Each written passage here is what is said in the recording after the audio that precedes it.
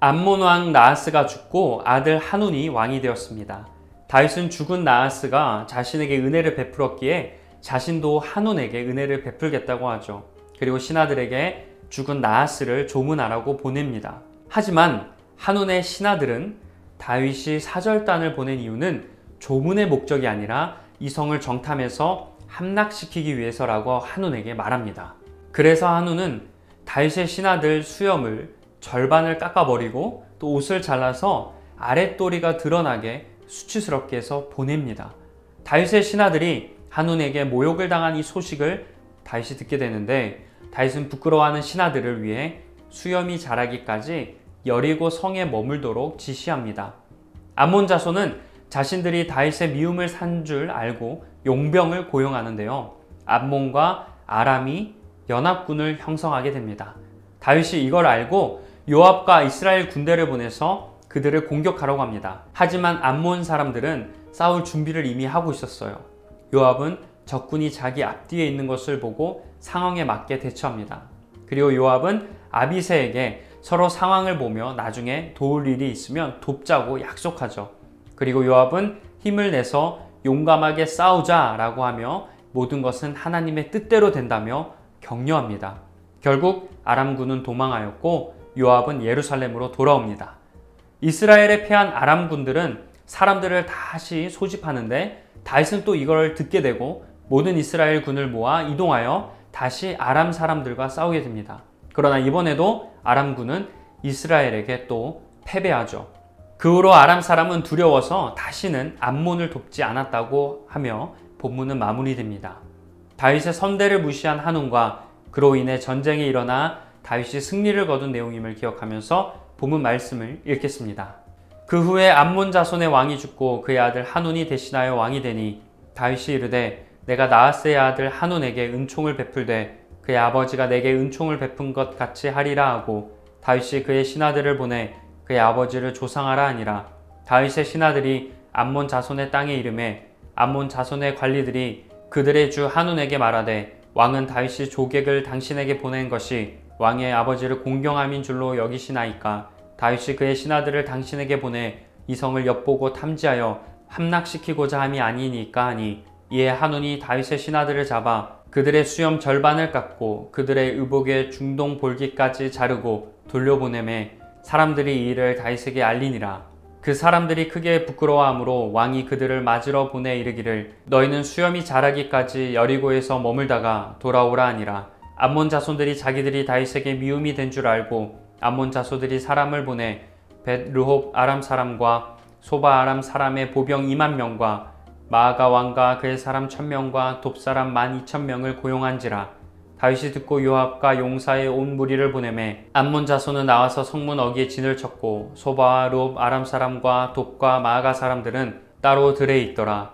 요압이 자기와 맞서 앞뒤에 친 적진을 보고 이스라엘의 선발한 자 중에서 또 엄선하여 아람 사람과 싸우려고 진치고 그 백성의 남은 자를 그 아우 아비새의 수하에 맡겨 암몬 자손과 싸우려고 진치게 하고 이르되 만일 아람 사람이 나보다 강하면 내가 나를 돕고 만일 암몬 자손이 너보다 강하면 내가 가서 너를 도우리라. 너는 담대하라. 우리가 우리 백성과 우리 하나님의 성읍들을 위하여 담대히 하자. 여호와께서 선히 여기시는 대로 행하시기를 원하노라 하고 요압과 그와 함께한 백성이 아람 사람을 대항하여 싸우려고 나아가니 그들이 그 앞에서 도망하고 암몬 자손은 아람 사람이 도망함을 보고 그들도 아비새 앞에서 도망하여 성읍으로 들어간지라. 요압이 암몬 자손을 떠나 예루살렘으로 돌아가니라.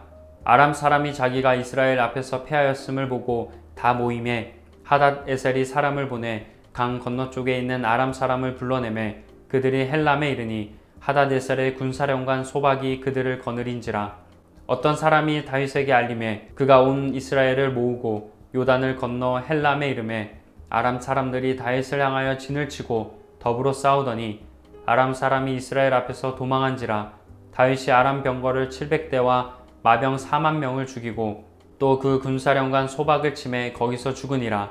하닷에셀에게 속한 왕들이 자기가 이스라엘 앞에서 패함을 보고 이스라엘과 하친하고 섬기니 그러므로 아람 사람들이 두려워하여 다시는 암몬 자손을 돕지 아니하니라. 아멘. 오늘 본문은 다윗의 선의를 악으로 갚는 한운에 대한 설명인 1절에서 5절, 암몬과 아람이 연합하는 6절에서 8절, 요압이 아람과 암몬 연합군을 이긴 9절에서 14절, 아람 연합군과 전쟁에서 승리한 15절에서 19절로 이루어져 있습니다. 먼저 1절에서 5절을 묵상하겠습니다. 우리는 모든 사람을 선대하고 먼저 화평을 청해야 한다는 걸 알게 됩니다. 다윗은 이스라엘 내부에 무비보셋뿐만 아니라 이방 나라인 암몬에게도 은총을 베풀려고 했습니다. 암몬은 약소국이었기에 왕이 죽은 혼란을 틈타 정복할 수도 있었지만 다윗은 조문단을 보내 새로운 왕 한운과도 우호적인 관계를 이어가려고 했어요. 은총의 대상을 공동체 내부 사람들로만 국한해서는 안 된다는 걸 이 부분에서 알 수 있습니다.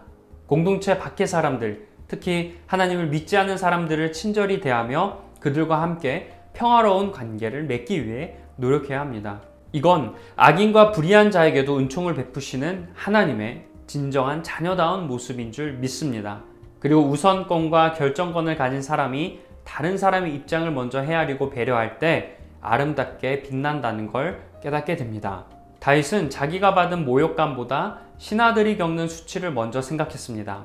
그래서 서둘러 사람을 보내 새 옷을 전달하고 깎인 수염이 자랄 때까지 사람들 눈에 띄지 않게 여리고에 머물도록 배려했습니다. 자기가 받은 모욕을 갚는 일보다 신하들의 수치를 가려주는 일을 우선시하는 이런 다윗의 모습은 정말 멋지고 모범이 되죠. 다윗처럼 나보다 약하고 지위가 낮은 사람을 존중하고 선대하길 원합니다. 자, 여기에서 묵상할 점은 바로 이겁니다. 모든 사람에게 선을 베풀고 우호적인 관계를 맺어야 한다는 점입니다. 우리와 관계가 있고 친분이 있는 사람에게만 선을 베풀라고 말씀하시지 않습니다. 공동체 밖에 있는 사람들, 하나님을 믿지 않는 사람들, 심지어 원수까지도 선을 베풀고 우호적인 관계를 유지해야 합니다. 왜냐하면 하나님께서는 악인에게도 죄인에게도 은혜를 베푸시는 분이기 때문입니다. 나의 기준으로 보는 게 아니라 하나님의 기준으로 바라보며 모든 사람들에게 선을 베풀고 우호적인 관계를 유지하길 소망합니다. 다음은 암몬과 아람이 연합하여 이스라엘과 전쟁을 하고 이스라엘이 결국 승리를 거둔 내용인 6절에서 19절을 함께 묵상하겠습니다.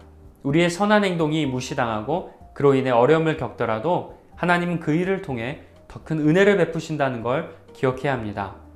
암몬 왕 한운은 다윗이 보낸 조문단의 수염을 깎고 그들이 옷 아랫부분을 잘라서 아랫도리가 드러난 채 돌려보냈어요. 선의를 엄청난 수치와 모욕으로 갚았고 전쟁을 도발했습니다.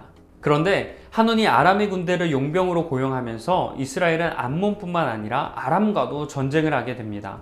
다윗은 처음 전쟁에서 암몬 아람 연합군을 꺾었을 뿐 아니라 이어진 아람과의 전쟁에서도 아람에게 승리를 거둡니다. 다윗이 의도하지 않은 과정이었지만 이를 통해 이스라엘은 시리아, 팔레스타인 그 지역의 명실상부한 강대국이 되었습니다. 또 다윗은 가장 강력한 왕이 되었죠. 다윗의 은총을 한운은 치욕으로 갚았지만 하나님은 더 큰 은총으로 갚으셨습니다.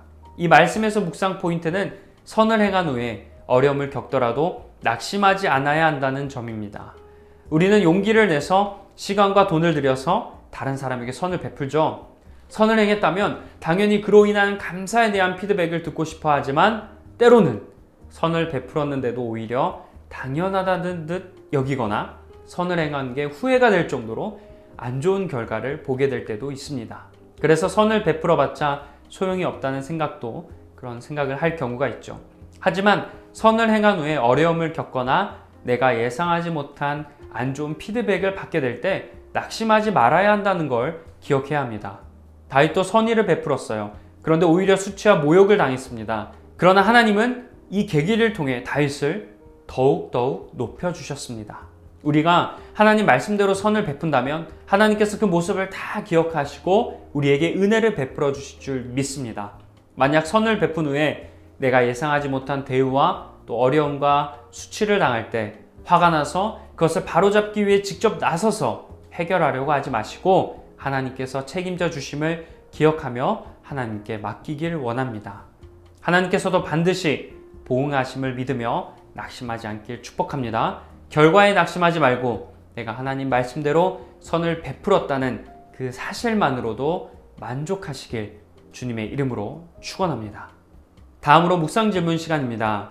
먼저 모든 사람에게 선을 베풀고 계십니까? 라는 질문을 묵상하길 원합니다. 내가 선을 베푸는 대상이 나와 관계된 사람인지, 또 나와 친분이 있는 사람인지, 아니면 모든 사람에게 해당되는지 돌아보길 원합니다. 심지어 악한 사람에게나 나와 맞지 않거나 또는 안 좋은 관계에 있는 사람에게도 선을 베푸는지 돌아보길 원합니다. 선을 베푸는 대상은 모든 사람이라는 점을 깊게 묵상해 보시길 소망합니다. 다음 질문은 선을 행한 후에 낙심한 적이 있습니까? 입니다. 선을 행한 후에 당연한 건 아니지만 그래도 선을 행한 사람에게서 좋은 피드백과 감사의 말을 들어야 한다고 생각합니다. 그런데 생각하지 못한 반응을 보이거나 본문 말씀처럼 오히려 역으로 수치와 모욕을 당하면 당연히 기분이 좋지 않습니다. 그런데 오늘 본문은 선을 보인 후에 낙심하지 말아야 한다고 말씀합니다. 혹시 여러분은 선을 행한 후에 낙심한 적이 있으신지 돌아보길 원합니다. 선을 행한 후에 화가 났다거나 오히려 관계가 더욱 안 좋게 된 경험을 하신 분들도 있으실 거예요. 그랬던 경험들을 쭉 이렇게 돌아보셨으면 좋겠습니다. 그리고 그런 선을 행한 후에 어려움을 겪더라도 낙심하지 않겠다고 묵상해 보시고 나아가 결단해 보시길 소망합니다. 자, 다음 질문은 선을 행한 후 낙심한 적이 있으십니까? 입니다.